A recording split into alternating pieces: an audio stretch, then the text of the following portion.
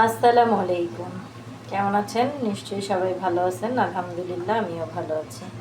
একটু চিংড়ি মাছের ভর্তা করব, এর জন্য আমি চিংড়ি মাছটা জাস্ট অল্প একটু তেল দিয়ে পরিষ্কার করে ধুয়ে পানিটা ঝরিয়ে রেখে নেড়েচেড়ে ভেজে নিয়েছি।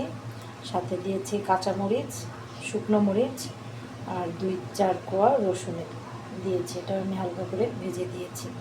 পেঁয়াজটা আমি কাঁচাই রেখেছি। আমি এটা ব্লেন্ডারে ব্লেন্ড করব, ব্লেন্ড করে নিয়ে আসছি আপনাদের কাছে। এই হচ্ছে ফাইনাল লুক। কেমন হয়েছে সবাই কমেন্ট করে অবশ্যই জানাবেন।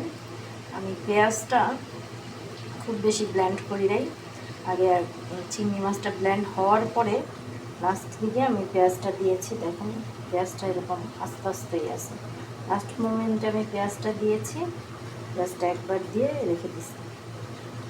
আলহামদুলিল্লাহ দেখতে ভালোই হয়েছে, খেতেও ইনশাল্লাহ ভালোই হবে। সবাই ভালো থাকবেন, দোয়া করবেন। আল্লাহ হাফেজ।